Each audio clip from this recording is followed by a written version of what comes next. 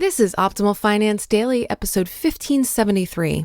Here's When to Buy Your First House by Camilo Maldonado of theFinanceTwins.com. And I'm your host and personal finance enthusiast, Diana Merriam. This is the show where I serenade you with the sweet sounds of personal finance knowledge from some of the best blogs on the planet, with the author's permission, of course. For now, let's get right to it and continue optimizing your life. Here's When to Buy Your First House by Camilo Maldonado of theFinanceTwins.com. Are you thinking of buying your first home? You aren't alone. This milestone is a rite of passage into adulthood, or at least that's what a lot of people think. There's a sense of societal pressure to conform and buy a house. For most people, homes will be the most significant purchase they make, so it's crucial to understand whether you're ready to make the jump or whether you should hold off a bit longer. Today, let's explore whether it even makes sense for you to consider buying now. The temptation to buy is real. We can't deny the allure of buying a home. From a cultural perspective, we're all bombarded with images of how the American dream looks. A charming new home with a picket fence and a large yard with green grass for the kids to play on. At this point, home ownership is as American as apple pie. Isn't buying a house an amazing investment? A person's home tends to be their best investment over their lifetime, but the reason why might surprise you.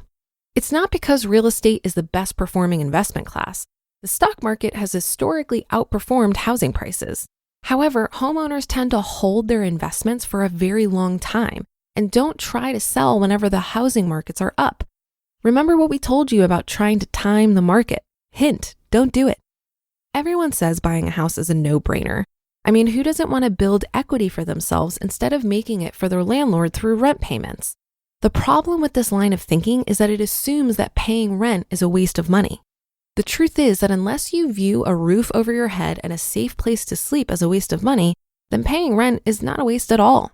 For those of you who are on the fence, there are some essential factors that you should consider before going house hunting. Does buying a house make sense for me?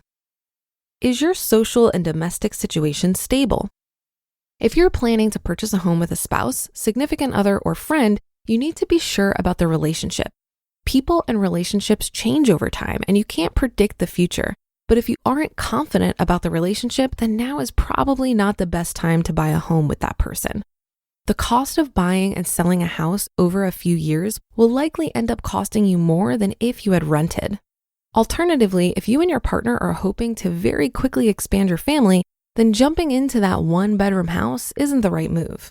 Before buying, you also want to be as sure as possible that you like the neighborhood, city, school district, etc. If you know there's no way you want to be in a specific place long-term, then it doesn't make sense to buy a home even if you think you're getting a killer deal unless you plan to rent it out to others eventually.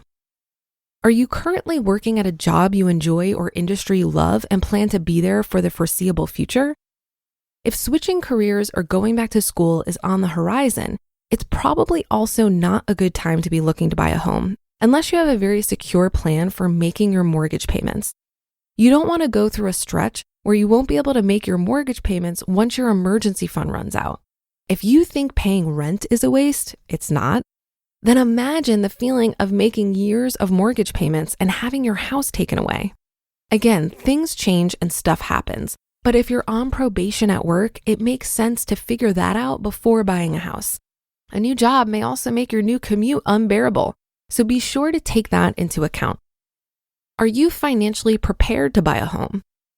Do you have enough money saved up for a down payment, potential repairs, and all of the taxes and fees that come with ownership? We recommend saving 20% for a down payment on the home to avoid having to pay for private mortgage insurance, or PMI. Saving 20% for a down payment isn't always possible, and we totally get that. Your credit score should also be in great shape to ensure you get the lowest interest rates. Even small changes in interest rates can lead to big differences in interest paid over the lifetime of your mortgage. Remember that no more than 30% of your take-home income should be spent on your housing. Mortgages and related costs are no exception to this rule. The less you can spend on shelter, the more money you'll have to save and invest. Did you pass the test to see? If you answered no to any of these questions, then it makes sense to rent a little longer. Depending on your situation, renting could end up saving you money long-term when compared to buying. Quickly changing your mind can also be very costly. Buying and closing costs each time you buy or sell a home are not insignificant, and there's always the chance that your home could go down in value. In terms of full transparency, both of us have always rented because we've only ever been on the move for school, work, etc. Our geographic uncertainty meant we've always ruled out buying. We have tons of friends who own their houses, and that's okay too. You have to do what's right for you. Lastly, just because you're renting does not mean you have to cram the family into a small 1-bedroom apartment. You can still rent a spacious 4-bedroom house with that large yard you've always wanted. Just make sure it fits into your budget. It's okay to rent for a few years while you figure out if that new job or neighborhood is the right one. The most important thing is making sure your social, professional, and financial lives are all ready. It's better to delay and make the right decision than to rush and make a choice that's tough and costly to unwind. You just listened to the post titled, "Here's When to Buy Your First House" by Camilo Maldonado of thefinancetwins.com. If you've listened to this show for a while, you know how much I love to cook.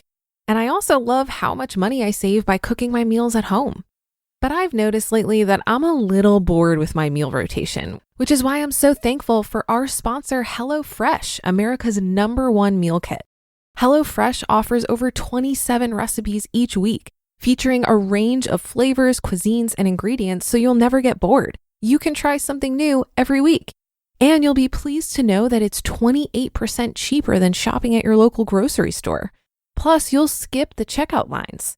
I'm super excited to receive my first box, and I've got my eye on the sheet pan pork sausage and pepper flatbreads. They look so good. Now that I'm done with my fitness challenge where I was staying away from carbs, this is just the perfect way to celebrate. Bring on the bread, am I right?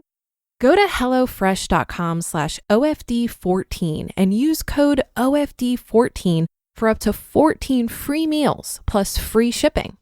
Again, that's hellofresh.com/OFD14 and use code OFD14 for up to 14 free meals plus free shipping. I think buying a home is a very personal decision, just like choosing to go to college or have kids. While many people believe that home ownership is a part of the American dream, remember that the American dream originated as an ideal where every person has the right to pursue his or her unique version of happiness. In other words, pursuing the American dream doesn't require home ownership. I think it's worth really questioning if buying a house is right for you based on where you are in your financial journey. In my case, I bought my house as a lifestyle decision after I was debt-free and investing heavily in retirement vehicles. And while I don't look at my primary residence as an investment, I was house hacking for about 2 years with a roommate who covered 90% of my mortgage. And I do plan to rent this house out in the future. Home ownership has high carrying costs. And if you need to access the money you have locked up in equity in your home, you either need to sell the house or take out a home equity loan, which creates more risk. I recognize the risk of home ownership and so really only considered it after getting other financial goals out of the way, like getting out of consumer debt, fully funding retirement vehicles, and building up a solid emergency fund. If you're worried about your credit score or being able to part with a 20% down payment, maybe it's just not the right time yet. And that should do it for today. Have a happy rest of your day, and I'll see you on the Thursday show tomorrow, where your optimal life awaits.